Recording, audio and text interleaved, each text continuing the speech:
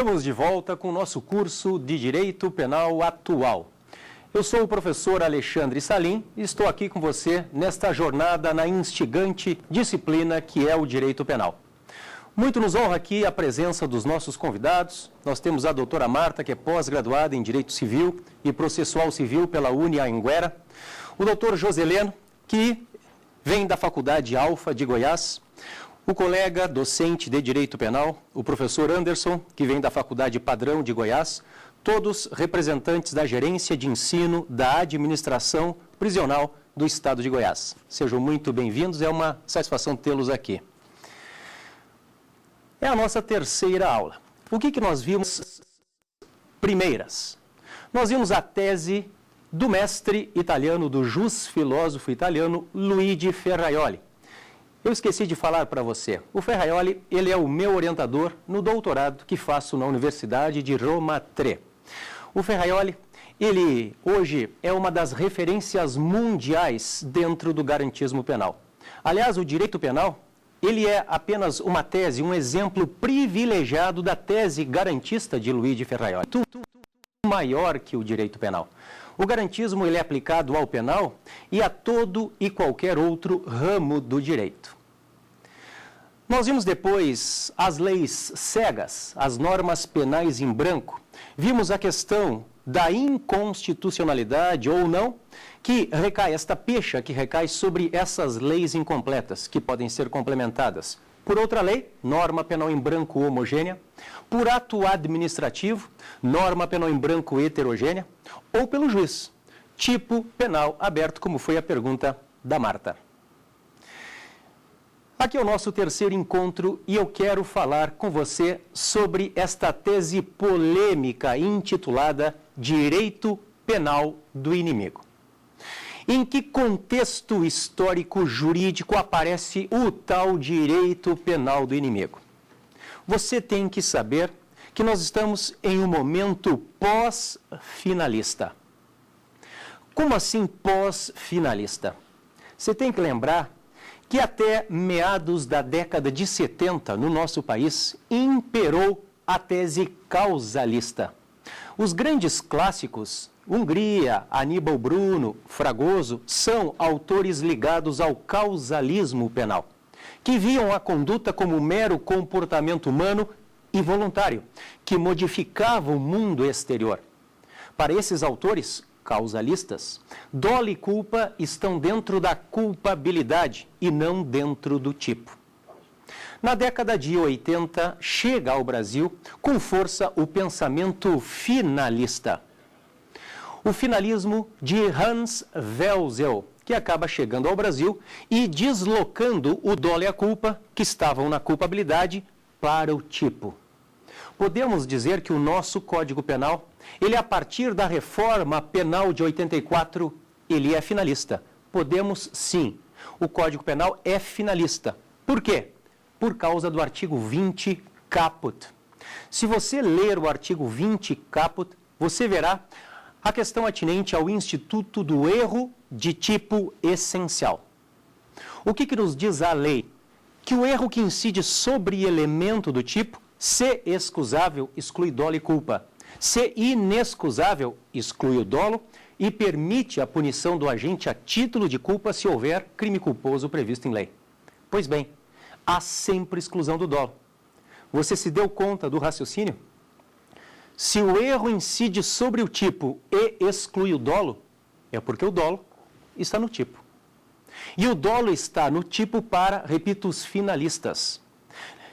Está no tipo para os finalistas, porque para os causalistas ele está na culpabilidade. O que eu quero é convidá-los para que nós alcancemos o momento pós-finalista. Aqui está a novidade. O finalismo hoje é muito pouco. Dizer que o Brasil adotou o pensamento finalista, e claro, é o pensamento que impera, seja em autores clássicos, como o professor Francisco de Assis Toledo, seja em autores contemporâneos, no Rio Grande do Sul, o professor Bittencourt, no estado de Minas Gerais, o professor Rogério Greco, em São Paulo, o professor Guilherme de Souza Nutti, todos colegas, doutrinadores, penalistas, que acabam sustentando um finalismo tripartido. Muito que bem, só que nós temos que ir além. Isto é importante para você que tem interesse na academia, com as dissertações de mestrado, por exemplo, mas é importante também para você que está se preparando para o concurso. Vamos falar então do pós-finalismo. O finalismo hoje, ele não é mais o ponto de chegada, o finalismo é o ponto de partida. A teoria pós-finalista ou a teoria funcionalista. Nós vamos trabalhar com funcionalismo aqui, dentro do direito penal do inimigo. O funcionalismo, ele rompe o paradigma. Não nos preocupamos mais em querer definir o que é o direito. O que é o direito? Isto é coisa do passado. A nossa preocupação aqui com o funcionalismo é saber para que serve o direito. Em especial, aqui no nosso âmbito penal, qual a função do direito penal? É isto que quer saber o finalismo. Qual a função? Para que serve? A que veio o direito penal no caso?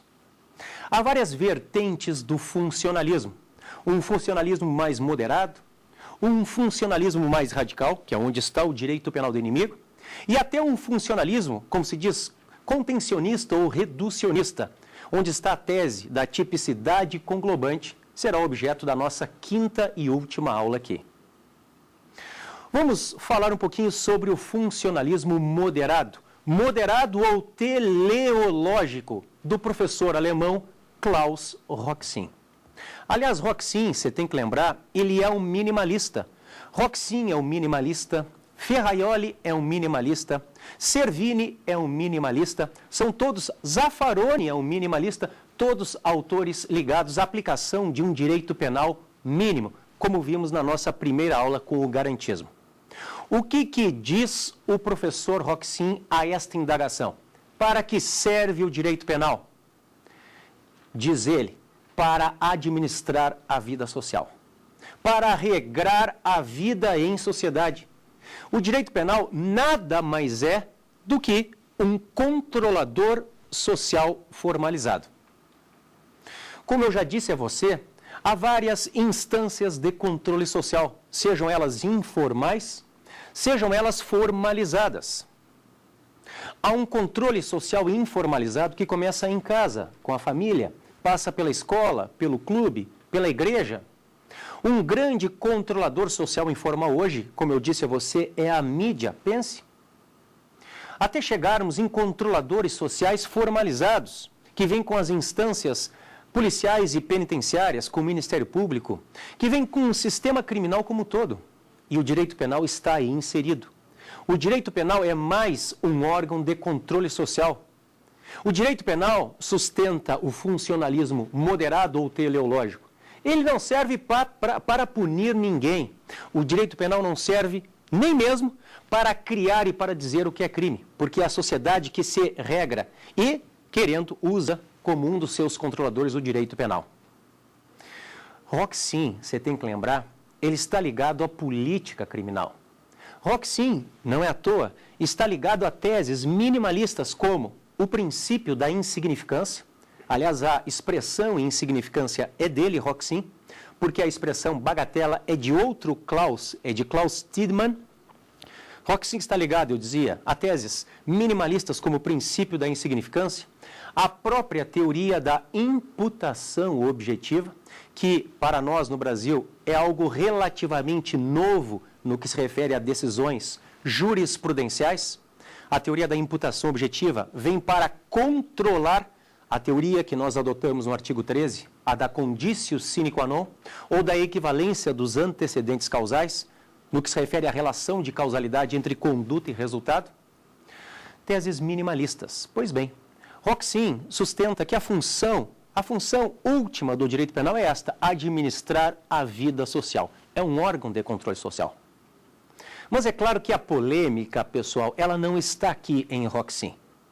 A polêmica não está no funcionalismo moderado ou teleológico. A polêmica está no funcionalismo radical. Está no funcionalismo sistêmico. Está no funcionalismo normativista do professor alemão, o professor da Universidade de Bonn, Günther Jacobs.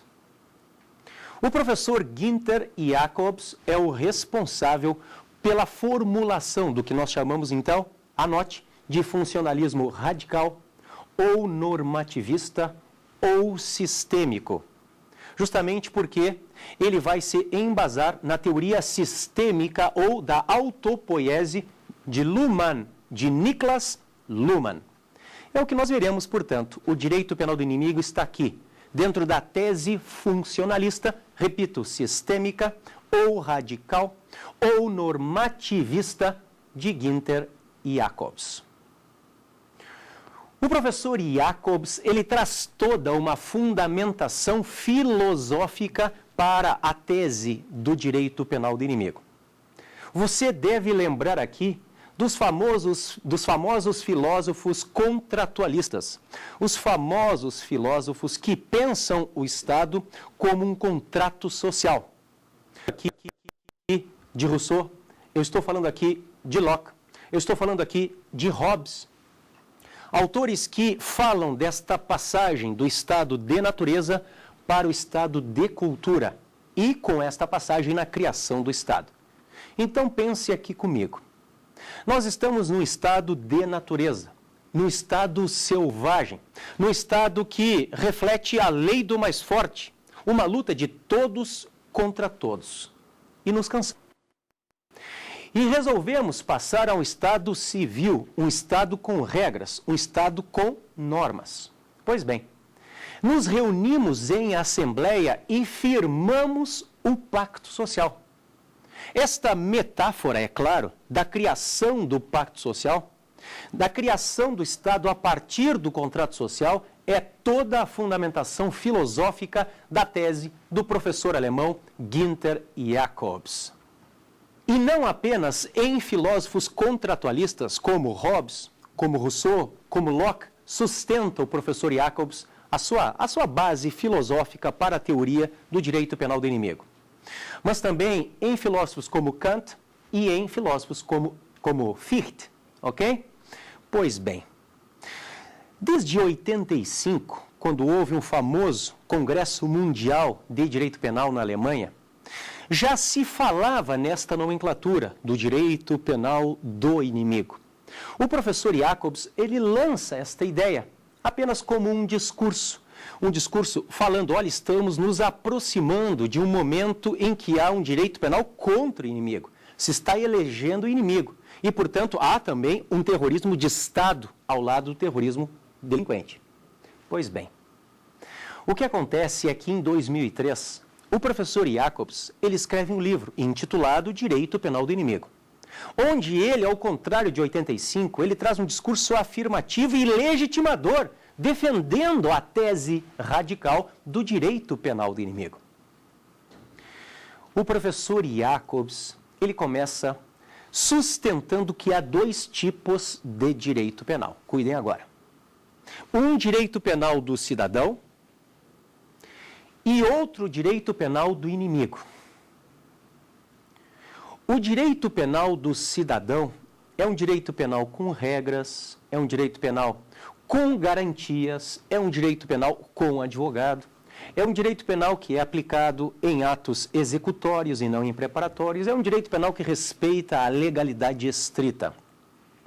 O delinquente traça o cidadão, vejam, direito penal do cidadão. O delinquente traça o cidadão, ele, na verdade, comete o seu delito, ele será processado e talvez responsabilizado pelo órgão que apresenta o Estado na acusação, no nosso caso, pelo Ministério Público, que tem o dever o munus constitucional de acusar, só que com observância de todas as suas garantias constitucionais. O delinquente cidadão, ele terá ampla defesa, ele terá contraditório, ele terá advogado em todas as fases do processo. Ou seja, para nós aqui no Brasil, seria até uma redundância falarmos em direito penal do cidadão. Por quê? Porque é o nosso direito penal. No entanto, há um outro tipo de direito penal. Eu prefiro a expressão direito penal contra o inimigo. Mas o professor Jacobs, que é o pai da tese, fala no direito penal do inimigo.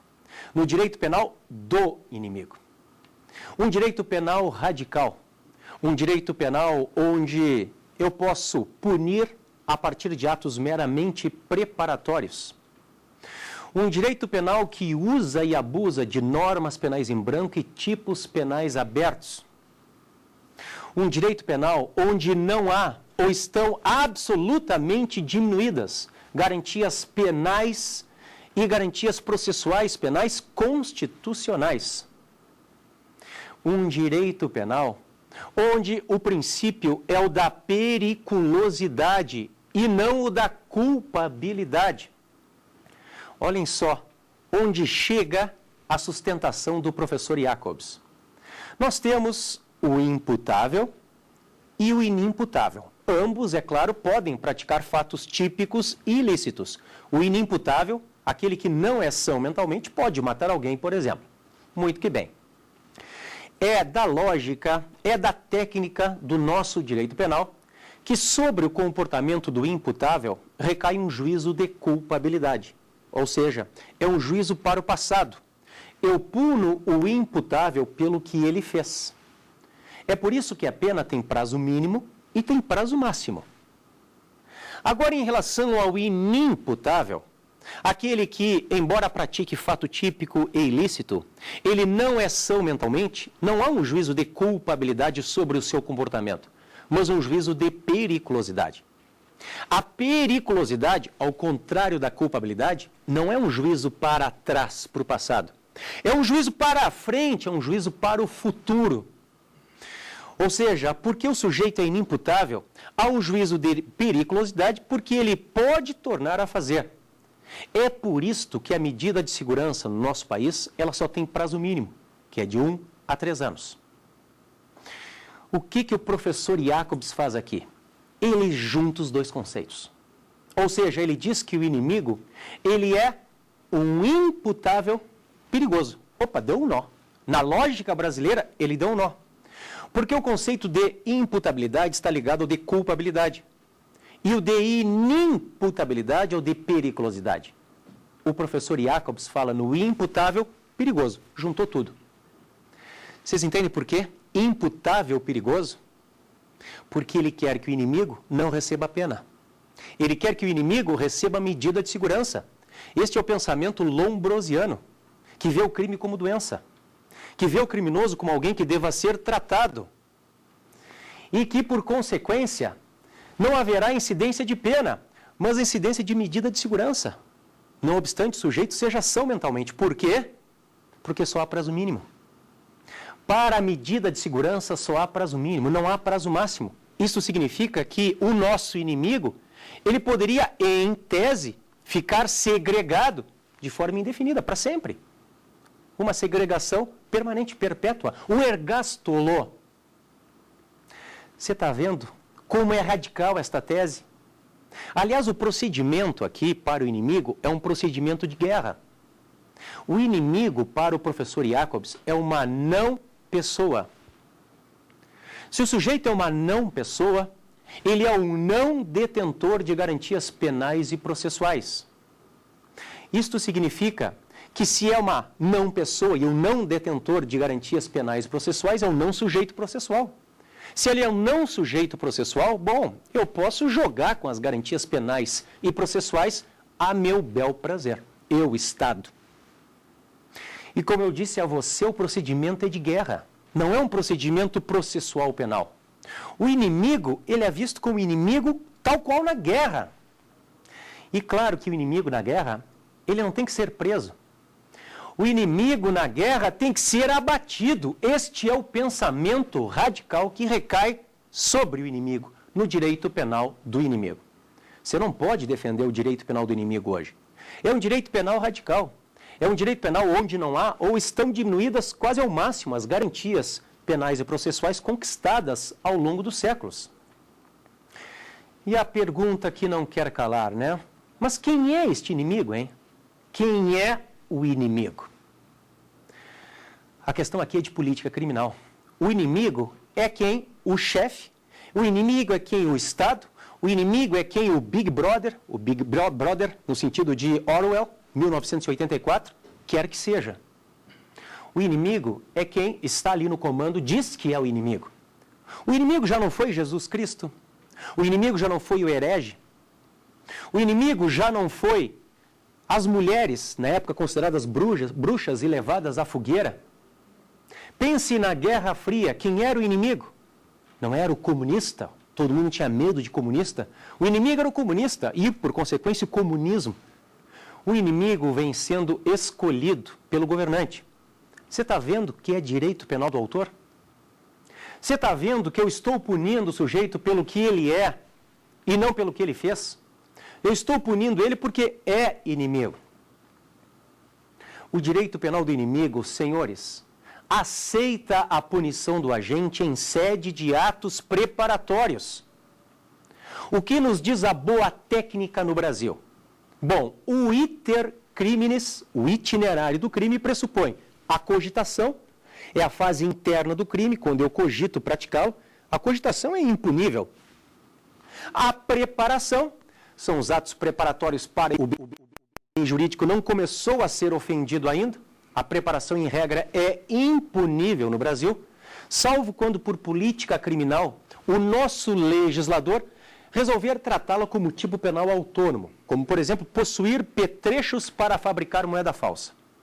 Ok? O crime é de falsificação. Se eu tiver na minha residência o maquinário para fabricar a moeda falsa, eu já posso, em tese, ser punido pelo artigo 291 do Código Penal. Repito, isto é exceção. Punido preparatório é exceção no nosso país. Cogitação, então. Preparação. Execução. Aqui na execução, que é a terceira fase do iter criminis, o bem jurídico começa a ser agredido. O bem jurídico começa a ser agredido e, portanto, o sujeito ele passa a ser passível de punição. Portanto, no nosso país, nós punimos atos preparatórios. A quarta fase é a fase da consumação, a fase do iter. Então, nós temos a cogitação, temos a preparação, temos a execução e temos a consumação, quando estão presentes todos os elementos que caracterizam o tipo penal. É o que está no artigo 14, inciso 1º do Código. Repito, só há possibilidade de punição no Brasil a partir dos atos executórios, salvo raríssimas exceções. A partir, portanto, da terceira fase do iter criminis. Ocorre que lá, na tese do direito penal do inimigo, eu já estou punindo a mera cogitação. Eu já estou punindo o ato preparatório. E isto, claro, foge à regra. Isto, claro, desrespeita a garantia mínima de ampla defesa daquele cidadão. Pune-se ato preparatório, pune-se em cogitação e se usa e abusa de norma penal em branco. Foi o que nós vimos na nossa segunda aula. Por que se defende tanto aqui a instituição de normas penais em branco? Principalmente portarias de caráter militar, atos administrativos expedidos pelo Ministério do Exército para regrar a questão contra o inimigo. Você está vendo? O procedimento é de guerra. Por quê? Eu repito. Porque é o executivo legislando. Você está vendo? As comissões militares que foram instituídas nos Estados Unidos, logo após os atentados ao World Trade Center, lá em 2001, elas trazem algo que é fantástico, né, pessoal? Porque você tem um julgador que é militar, você tem um promotor, que é o Ministério Público, que é militar, você tem um defensor que é militar, e você julga tudo com base numa lei que é militar, que é praticamente o executivo ali determinando, dando as cartas, julgando, acusando e julgando. Você está vendo? Onde é que está o princípio acusatório ali? A crítica tem que ser feita. É claro que a tese do professor Jacobs, que vem lá em 2003, ela é uma tese que veio para o terrorista. Veio para o terrorista, não é à toa que vem em 2003, logo depois do 11 de setembro de 2001. O terrorista é o inimigo. Mas qual a diferença entre o delinquente cidadão, direito penal do cidadão, onde há garantias, e o direito penal do inimigo, o delinquente inimigo, onde não há garantias? É a finalidade do agente. Porque veja que o delinquente cidadão também pratica crimes. Tal qual o delinquente inimigo, o delinquente cidadão também pratica crimes, mas não tem a finalidade de desconstituir o pacto social. É por isso que a tese do professor Jacobs começa lá atrás, com Rousseau, com Locke e com Hobbes, no contrato social. Então, veja bem, eu pratico o meu crime, eu sou um delinquente, Mas eu não quero fulminar o pacto social. Eu sou um delinquente cidadão, como sustenta Jacobs. Um delinquente cidadão. Portanto, sobre o meu comportamento deverá recair um direito penal do cidadão, que é o direito penal tal qual o conhecemos, com regras, com perspectivas, com garantias processuais e penais. Pois bem, se eu, no entanto, além de praticar os meus delitos, eu tenho a intenção de fulminar com o pacto social, de desconstituir, de destruir o contrato social, eu sou um delinquente inimigo. Que nós temos que pensar o foco, a finalidade, o ânimos daquele agente que, pilotando um avião, ele lança o avião contra o World Trade Center. Este sujeito que está pilotando o avião, o que ele menos está preocupado, senhores, é com matar aquele americano que se chama fulano, que está lá no terceiro andar do World Trade Center. Isto é uma consequência, é quase um dolo direto de consequências necessárias, um dolo de segundo grau. Porque o foco dele é atingir aquele símbolo, é atingir o império norte-americano, é atingir a ideia do capitalismo ou até do catolicismo, a ideia imperialista norte-americana. O que o terrorista quer ali? Além de praticar o seu crime, ele quer quebrar o pacto social. Então é diferente daquele outro delinquente que pratica o seu crime sem destruir o pacto social. Você tem que levar em conta esta diferença. O sujeito pratica o crime, ele não quer fulminar o pacto social. Ele é um delinquente cidadão. Sobre o comportamento dele, recai um direito penal do cidadão, com garantias.